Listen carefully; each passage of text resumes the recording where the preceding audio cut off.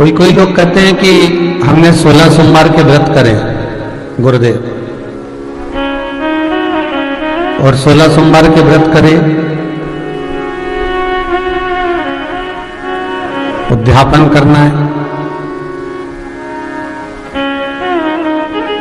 हमने कहा पहली बार कर रहे हो कि पहले भी कर चुके हो? गुरुदेव मैंने तो 16 सोमवार कई समय से करती आ रही हूं, तो अभी भी कर रहे हैं महाराज। ठीक है,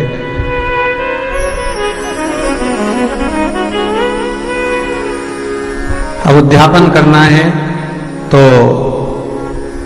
मने की छोटे रूप में कर दूं, एक जोड़े को जिमा दूं और देकर बस पूजन वगैरह कराकर पूर्ण कर दूं।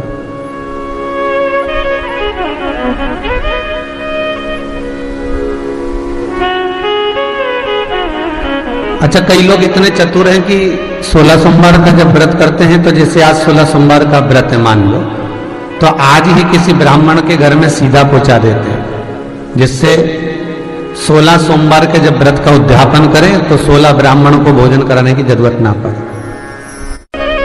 व्रतों का विधान है। हम यदि भगवान का कोई व्रत कर रहे हैं, एकादशी का व्रत कर रहे हैं, द्वादशी कर रहे हैं, प्रदोष कर रहे हैं, कार्तिक पूर्णिमा का व्रत कर रहे हैं, या हम चतुर्दशी का व्रत कर रहे हैं, तीज का व्रत कर रहे हैं, छठ का व्रत कर रहे हैं, चतुर्थी का व्रत कर रहे हैं, हम जिस व्रत को कर रहे हैं,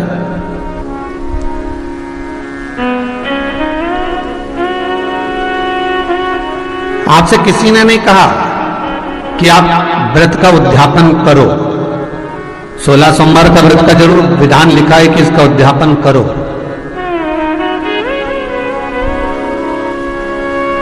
पर शास्त्र कहता है कि उद्यापन करो मना नहीं है, पर भगवान का किसी भी व्रत का, चतुर्थी हो, तीज हो, छठ हो, पंचमी हो, 14 हो, पूर्णिमा हो, जो भी आप व्रत कर रहे हो उसका यदि उद्यापन कर रहे हो तो उस उद्यापन को पूर्ण रीति से, दिल से, मन से, प्रसन्न भाव से करना,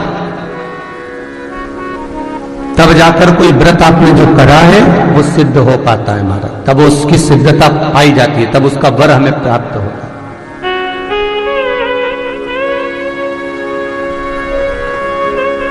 कन्या भोज कराना है, नवरात्रे हैं, जरा ढूंढो कन्याओं को, सारी कन्याओं को ढूंढ कर लाए।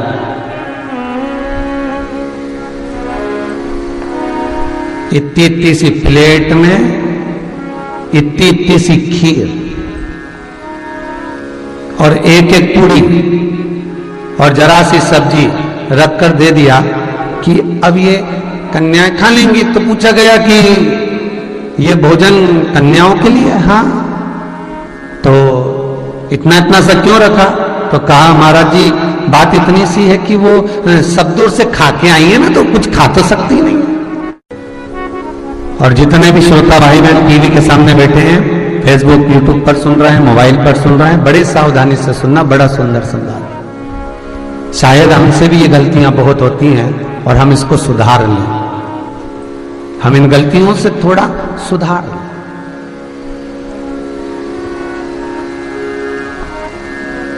कन्याओं को भोजन कराया जा रहा है और विचार रखा जा रहा है कि ये तो सब दूर से खाकर आई हैं, तो केवल मुंह झूठा करेंगे, कोई इतना थोड़ा ना खाएंगे, और चाहिएगा तो हम डबल से दे देंगे।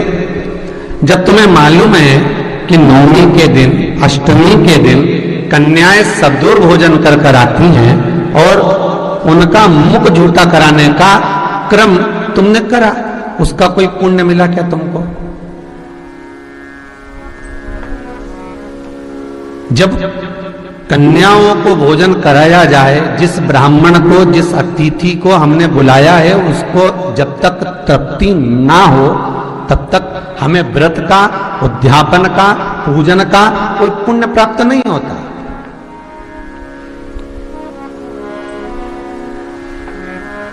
उसकी तृप्ति पूर्ण होना चाहिए, और जब तृप्ति पूर्ण हो जाए, और तृप्ति जब पूर्ण होगी तब सुख का भान अपने आप हो जाएगा।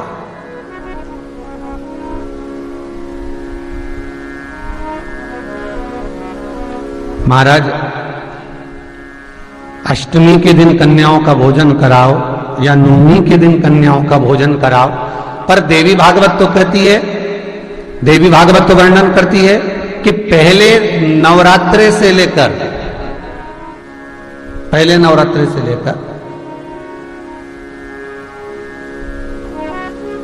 नौमी तिथि तक